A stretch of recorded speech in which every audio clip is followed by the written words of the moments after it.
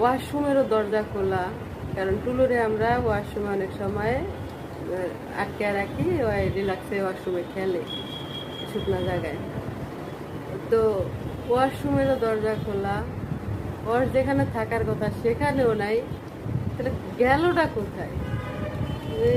খুবই কনফিউজ। সে একবার দেখছিল খাটের উপরে, সে পজিশন নিয়েছিল, সে এখান থেকেই এই যে খাট, এখান থেকে এই খাট এখানে সে লাফ দিল, এরকম একটা পজিশন সে নিয়েছিল। তো সাথে সাথে আমি টুলুকে সেট করে ফেলছি।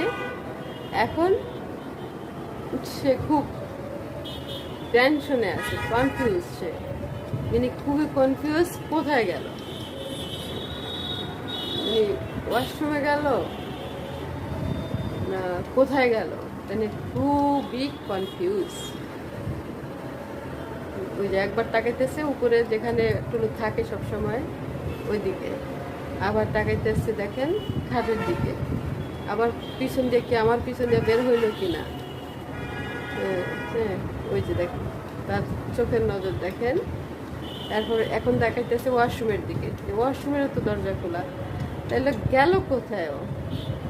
কিন্তু টুলু আছে এই যে মার হাঁটুর নিচে, ওড়না দিয়ে মায় ঢেকে দিয়েছে।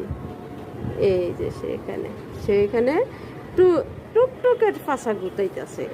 এই যে টুলু দেখছেন সেইখানে আছে। আমি হাঁটুর আড়াল করে রাখছি, মানে হাঁটুর আড়াল করে রাখার কারণে সে টুলুরে দেখতে পাইতেছে না।